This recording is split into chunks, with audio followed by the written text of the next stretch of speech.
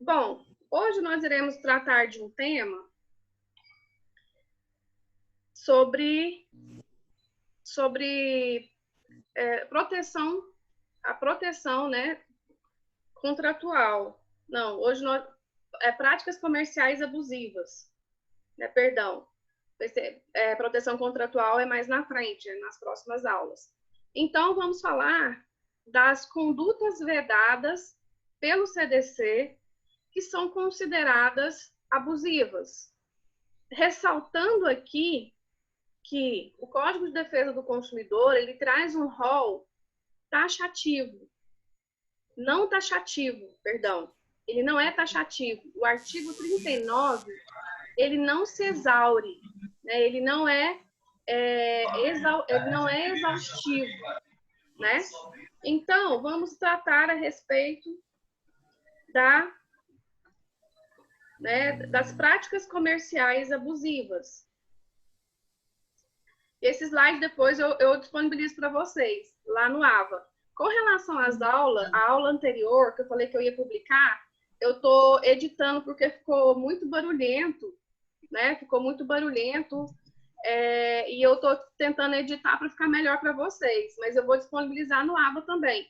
Inclusive, eu tenho um canal no YouTube que também as nossas aulas estão subindo para lá para poder gerar a URL, ok? Então, se vocês quiserem também, podem ver as aulas através do YouTube, tá? Essa aula que está lá é a aula barulhenta. Aí eu estou tentando editar, né? Para que eu não sei nada dessas questões de edição de vídeo, mas passei para uma pessoa, ele vai editar e depois eu disponibilizo para vocês a aula finalizada, tá bom? Bom, gente, práticas comerciais abusivas. Esse é um tema que, se a gente pudesse, a gente ficaria aqui, né, mais que amanhã falando a respeito dele. Porque, apesar do Código de Defesa do Consumidor trazer, no artigo 39, uma relação, mas essa relação, ela não é exaustiva, né? Por quê? Porque nós sofremos diversas abusividades durante todo o decorrer dos nossos dias, né? Então, o que seria práticas comerciais abusivas?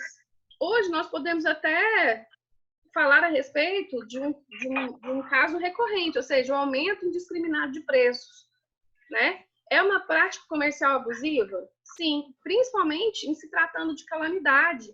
Nesse momento que nós vivenciamos de pandemia, no caso, os fornecedores não podem se aproveitar desse momento e elevar os preços como ocorreu, no caso, com álcool em gel, luvas, né? Máscaras, né? Isso é uma prática abusiva? Sim. Inclusive, ela é crime perante o Código de Defesa do Consumidor, né? E o Código Penal também, ele ampara, né, considerando essa tipificação penal também. Entende-se por práticas comerciais abusivas os comportamentos comerciais que ferem os direitos do consumidor e abusam da boa-fé do consumidor. E sempre levando em consideração que o consumidor é a parte vulnerável, né, dessa relação jurídica de consumo. Então, gente, o que seria, então, essa prática comercial abusiva? São práticas praticadas pelos fornecedores que vão de encontro, né, aos direitos previstos pelo CDC, né, os direitos dos consumidores, e não observam essa característica da vulnerabilidade do consumidor. Então, isso é considerada prática comercial abusiva. E o Código de Defesa do Consumidor, no artigo 39, ele traz simplesmente uma indicação, mas existem outras práticas comerciais abusivas que não constam no artigo 39. Qual seria a consequência em razão da prática, né, dessa prática abusiva, prática comercial abusiva? Além das sanções administrativas, né, nós estamos vendo aqui que o PROCON está ativo, está atuante, ele vai atrás de pessoas de fornecedores, de comerciantes que estão praticando o preço excessivo, o preço abusivo, retendo, às vezes, mercadoria para camuflar aí, para induzir que uma ausência de mercadoria para justificar o aumento de preço, né? Então, nesse momento, o PROCON é um exemplo de uma sanção administrativa. Ele pode impor, inclusive, multa, né? Para, se porventura, detectar esse tipo de conduta. Então, além das sanções administrativas, nós temos penais e reparação de dano, né? Ou o juiz pode determinar a abstenção ou prática de conduta, até apreensão de mercadorias, fechamento de estabelecimento. Tudo isso pode implicar, dependendo até mesmo da reincidência, né? Então, são vários os efeitos ocasionados ali pela prática comercial abusiva. O artigo 39, ele traz um rol exemplificativo desses comportamentos, dessas condutas que são praticadas pelo fornecedor. Primeiro, a venda casada, venda condicionada, operação casada. Gente, o que seria uma venda casada? Seria o quê? Condicionar o fornecimento de um produto à aquisição de outro produto. Isso é muito comum, né? Nós vimos aí através de... eu até coloquei uma figurinha aqui, né, dessa empresa aqui, que eu acho que todo mundo sabe qual que é, né? Que nesse caso, não só essas empresas, mas como outras empresas praticam o quê? O combo, né? Você tem o combo e acaba que você, por exemplo, é o contrário, né? Compre o brinquedo, ganhe o lanche, porque o lanche não é saboroso, né? Não é saboroso. Principalmente de criança, né? Sempre eles exploram essa questão da exposição desse tipo de produto às crianças, né? Então, esse tipo de venda casada, né, é proibida? O combo, ele não é proibido. Por quê? Se viabilizada a possibilidade de você comprar de forma individualizada os produtos que tem no combo. Mas, em contrapartida, o combo sempre é mais atrativo do que realmente os preços unitários. Senão, não teria lógica unir, né, todos esses produtos num combo. Então, venda casada, exemplo seria, você vai no cinema, chega lá, você é obrigado a comprar só os produtos alimentícios do cinema, né? Você compra um apartamento e nele já está determinado quem vai prestar o serviço de segurança, de toda a limpeza, de toda a estrutura logística desse prédio. Então, a venda casada, ela existe em vários segmentos, não só nos alimentícios, mas em vários segmentos comerciais, né? E é pena, ou seja, é um crime previsto, né? Que varia de 2 anos a 5 anos de detenção ou multa. Então, a venda casada, ela é muito comum, né? Eu sempre reclamei, todas as vezes que eu ia no cinema e que tinha essa imposição de adquirir os produtos alimentícios do próprio cinema, você pode ter certeza que eu caçaria encrenca e exigiria os meus direitos. E aqui em Anápolis modificou, né? Hoje você pode adquirir produtos alimentícios de outra localidade, de outra loja, e não somente os produtos alimentícios oferecidos pelo próprio cinema, até porque é um absurdo, né? É um absurdo. Às vezes fica mais caro você comprar o produto alimentício oferecido pelo cinema do que o próprio ingresso do cinema, né? Então, essa venda casada, ela é considerada uma prática abusiva, uma prática comercial abusiva, além de ser considerado crime também. Outra prática comercial abusiva, recusa de fornecimento. Não pode o fornecedor se recusar a prestar serviço que esteja habilitado a fazê-lo ou fornecer produtos que tenham em estoque a qualquer consumidor que disponha a pagá-lo. Recusar o fornecimento, né?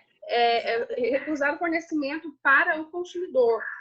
É muito comum quando nós consumidores, existe uma promoção, por exemplo, e essa promoção, ela está escrito lá sempre assim, enquanto durar o estoque, né?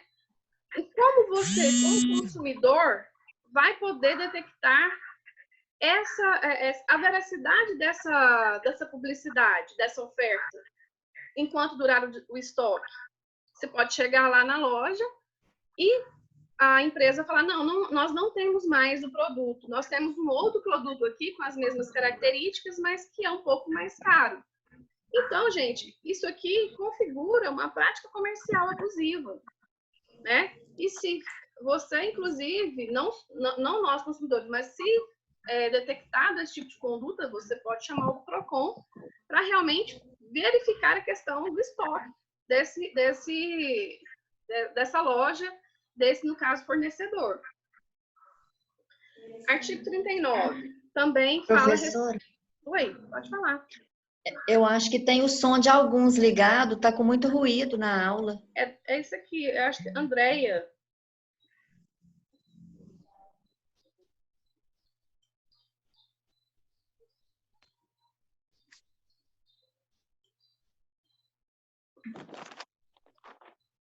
Não, eu acho que era só dessa Andréia.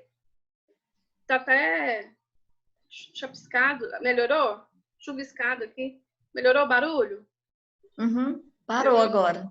Ah, então era lá mesmo. Então, gente, artigo 39 também fala, inciso 3, remessa de produto ou fornecimento de serviço sem prévia solicitação. Se o consumidor não solicitou o serviço, o fornecedor não pode oferecer para ele de forma, ou seja, sem ser solicitado, né? O consumidor ele tem essa liberalidade, fere a manifestação de vontade do consumidor, o fornecedor oferecer sem o consumidor ter solicitado, né?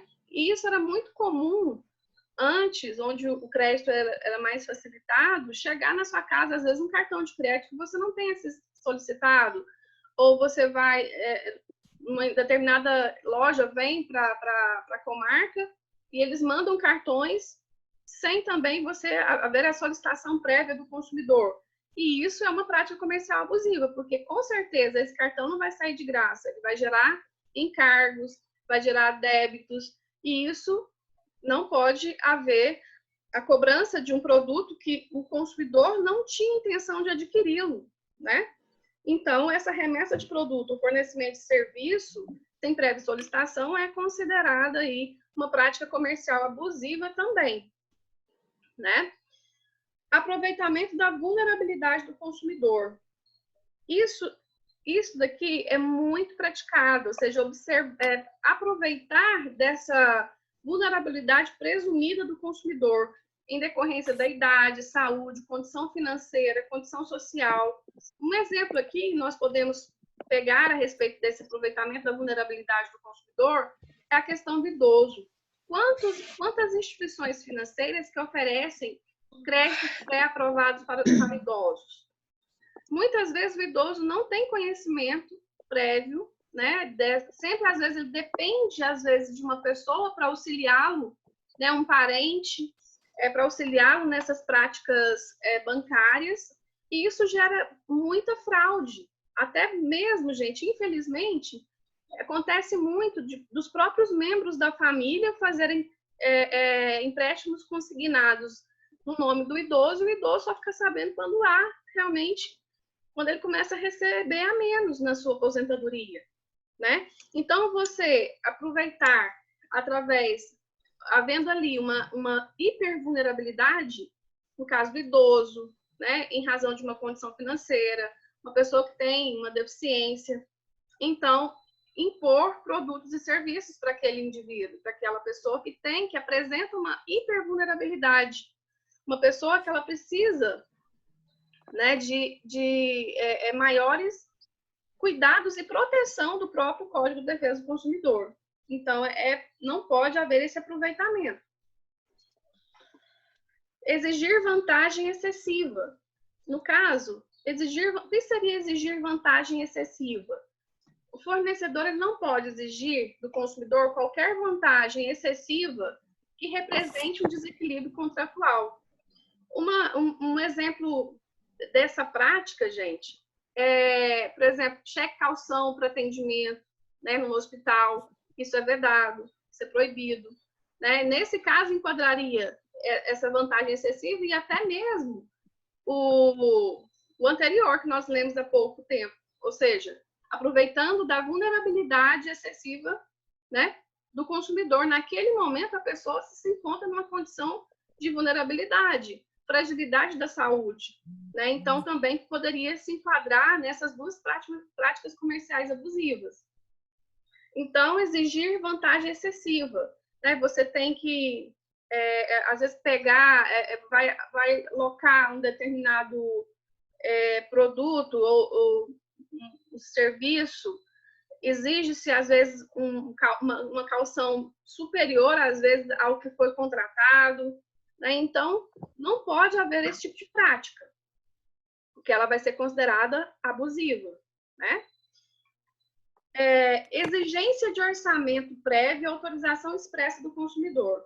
Ou seja, o orçamento, ele exigência de orçamento prévio e autorização expressa do consumidor. Quando o consumidor vai em determinado local e faz um orçamento, esse orçamento ele fica vinculado ao contrato, né?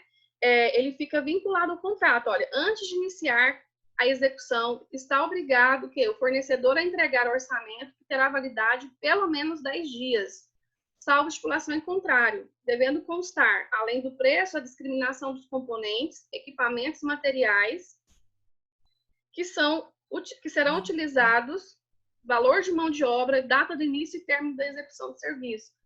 Quantas vezes você deixa o seu carro, por exemplo, que fala que tem, ele está com garantia, né? Está coberto por garantia da loja, do fabricante. Você deixa o seu carro na concessionária para fazer para fazer a garantia, para fazer a checagem, e simplesmente na hora que você volta, tem um boleto extremamente alto para que você possa pagar. Né? Então, esse tipo de prática é abusiva. Primeiro, porque tem que haver uma comunicação prévia, um orçamento prévio para o consumidor, e ele tem o quê? Que aprovar aquele orçamento. Porque qualquer tipo de prestação de serviço, dessa forma, sem anuência, sem autorização expressa do consumidor, ela é considerada abusiva, porque ele vai ter que pagar por isso. Né? Teve um caso, meu colega deixou um carro aqui numa determinada concessionária aqui de Anápolis para arrumar uma porta do carro dele. A concessionária arrumou a outra. Ele arrumou a outra porta do carro dele e continuou com o mesmo vício, né? Para vocês terem a noção, porque a empresa ela tem que o orçamento, o que vai ser abrangido nesse orçamento, o que vai ser feito. Né? Isso é um contrato, é uma forma, é pré-contratual, então deve ser estipulado e deve ser autorizado pelo fornecedor. Repasse de dados e informações depreciativas sobre o consumidor. Gente, nesse caso aqui, não é a cobrança, né? Não é exagero na cobrança, porque nós sabemos que o consumidor não pode ser exposto a constrangimentos, a situações vexatórias no momento da cobrança, ou de informações desse consumidor. Mas aqui se trata daquelas fofocas de consumo. O que seria isso? Aquela informação que é, em regra, passada de um lojista para o outro. Né? Você vê aquela determinada pessoa, aquele determinado consumidor, essa informação é passada internamente pelos lojistas. Né? Você olha, aquele indivíduo ali, ele é difícil demais, ele é canseiro, ele não paga ninguém, ele é caloteiro, ele é uma pessoa de difícil trato. Isso é uma fofoca de consumo. Então, você está trazendo informações depreciativas sobre aquele consumidor. E isso também é muito difícil de comprovar, porque, em regra, essas informações são trocadas entre os lojistas, entre os próprios fornecedores. Então, fica difícil aí a constatação e a comprovação dessa, entre aspas, fofoca relacionada ao consumo. Né? Outra prática abusiva, descumprimento de normas técnicas. Né? Toda vez que o fornecedor ele é obrigado a cumprir uma norma técnica e ele descumpre, né, é uma prática comercial abusiva. Então, nós temos aqui vários órgãos oficiais que regulam, né? O Inmetro, Cometro, a Brinq, né? Nós temos vários órgãos oficiais que regulam essa questão de normas técnicas para que um produto possa ser colocado no mercado. E, infelizmente, às vezes, por mais que seja testado, esses produtos, quando vão para o mercado, eles podem apresentar um vício ou defeito. E, no caso, nós já vimos no artigo 10, né, do Código de Defesa do Consumidor, esses produtos devem ser recolhidos do mercado de consumo e providenciado ali a troca, caso haja já a inserção desses produtos no mercado de consumo. Então, todos os produtos, eles têm normas técnicas. Por exemplo, os medicamentos, eles são vinculados à Anvisa, né? Brinquedos, né? Também tem, além do Inmetro, tem a Brinq, tem vários órgãos públicos que vão velar, né? Para não colocar em circulação produtos que estão fora das especificações. Então, deve-se sempre adotar e cumprir as normas técnicas, né? Recusa de venda de bens ou de prestação de serviços com pagamento à vista. É muito comum determinada loja, né, que a pessoa queira, às vezes, pagar à vista e muitas vezes isso não é exigido. Fala, não, a gente só recebe no cartão. Por quê? Porque está induzindo o consumidor a fazer dívida, né? A pagar juros, né? Então, esse tipo de conduta ela é rechaçada pelo Código de Defesa do Consumidor. Né? Então, o consumidor ele tem direito de adquirir o produto diretamente de quem coloca no mercado, sem intermediários. Né? Então, caso haja recusa, pode valer-se do artigo 84 CDC, porque também é considerado crime.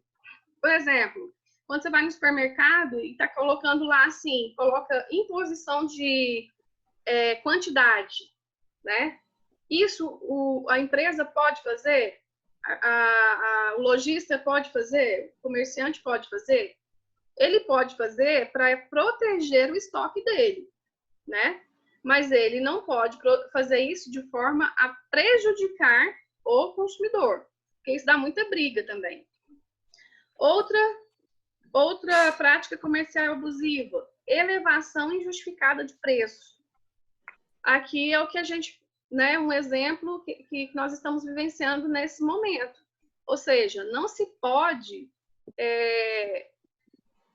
elevar de forma injustificada o preço. Né? Teve gente aqui cobrando por uma caixa de luvas que era R$10, teve farmácia cobrando R$50. Né? Então, nós vivemos alimento, né? Alimento, ou seja, reter esses alimentos para que ele aumente de preço. Isso é uma prática abusiva, ou seja, é uma elevação injustificada de preço, como acontece nos dias atuais em que estamos vivendo. Outra, inexistência de prazo para cumprimento da obrigação. O contrato, quando ele não tem prazo para cumprimento, fica ao albedrio do fornecedor a cumprir quando ele quiser.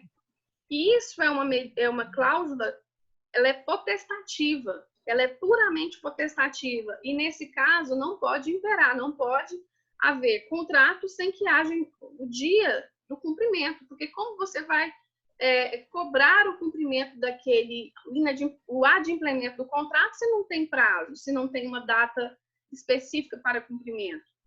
Então, é uma prática abusiva, até o próprio Código Civil considera uma medida potestativa, puramente potestativa, sendo vedada também no Código Civil, né? Não somente no Código de Defesa do Consumidor. E nós temos aí o uso de índice de reajuste diverso do previsto em contrato ou lei.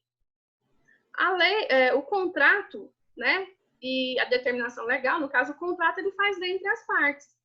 Né? Apesar de haver uma flexibilização do Código de Defesa do Consumidor em razão da vulnerabilidade, mas ele deve ser cumprido. Né? Se está determinando um valor, um percentual a título de juro, de correção monetária, deve ser cumprido, né? E se tem uma determinação legal para que haja também o reajuste não pode ser acima, né, do que foi devidamente acordado entre o contrato ou determinado na legislação vigente. Né? Também é considerado uma prática comercial abusiva. E trouxe para a gente refletir, né, essa exposição exacerbada acerca de compra, né? Nós somos bombardeados o tempo inteiro com promoções, nós somos, através da publicidade, através da oferta que nós já vimos, nós somos bombardeados o tempo inteiro. Você passa num sinaleiro, você fica sem pegar um folder. Né? Tem um sinaleiro que você pega assim, você pega vários, né? Várias ofertas, várias promoções. Isso, a pessoa está falando aqui, ó, lembrancinhas, vou levar o ano inteiro, fiz em 12 vezes. Então, isso é o consumidor que ele não é consciente, né? Ele está à mercê dessas práticas comerciais abusivas. Por quê? Porque ele se dispõe, às vezes, para poder comprar, ele se dispõe a aceitar essas práticas comerciais abusivas, né? Então, são condutas que a gente tem que refletir. Será que eu preciso? Será que é necessário? Né? A gente tem que sempre fazer essa pergunta. Ainda mais agora que nós estamos vivenciando um momento em que ninguém está comprando nada, né? Ninguém está comprando nada em decorrência dessa pandemia. Mas, mesmo assim, não sei se vocês observaram o quanto nós estamos sendo bombardeados pelas redes sociais de publicidades, né? Instagram, Facebook, porque são empresas que vendem, né? Já vendiam dessa forma, né? Não presencial, através de compra online. Então, aumentou a incidência de publicidade nesse aspecto, ou seja, o oferecimento de produtos e serviços através de online, né? Ou seja, não presencial. Então, acaba que a gente, em casa, tem que ter realmente, né, consciência dessa questão, ou seja, para a gente não comprar demais, mesmo não saindo de casa, mesmo estando aqui no nosso trabalhando de forma remota, reclusos do nosso lar. E isso o fornecedor, gente, ele quer vender, né? Ele quer vender. Ele te instiga a isso. A gente que tem que ter consciência realmente se tem esse interesse, se tem realmente essa necessidade de adquirir aquele produto ou serviço, né? Provavelmente vai cair, né? Vai cair aqui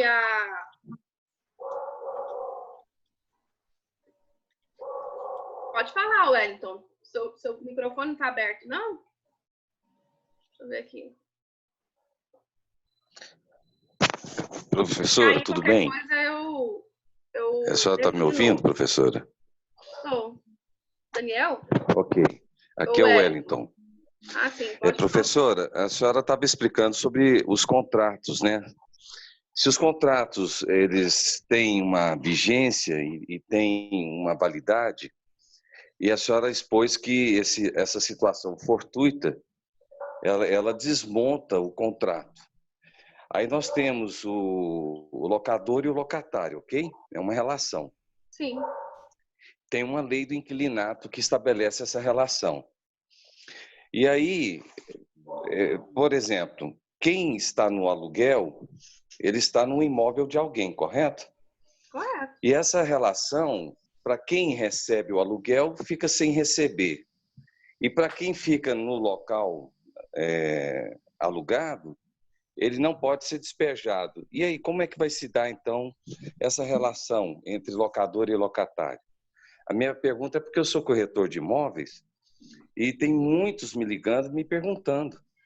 E hoje, no Senado Federal, vai ser votado uma situação de medida que foi estabelecida, que me parece que vai sair do texto essa situação de inadimplência, sabe? Senão vai criar um caos no país, né? O caos a mais, né?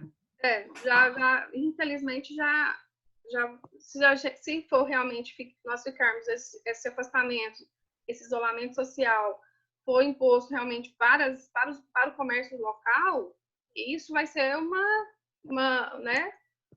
E o município fica sem nenhuma isenção?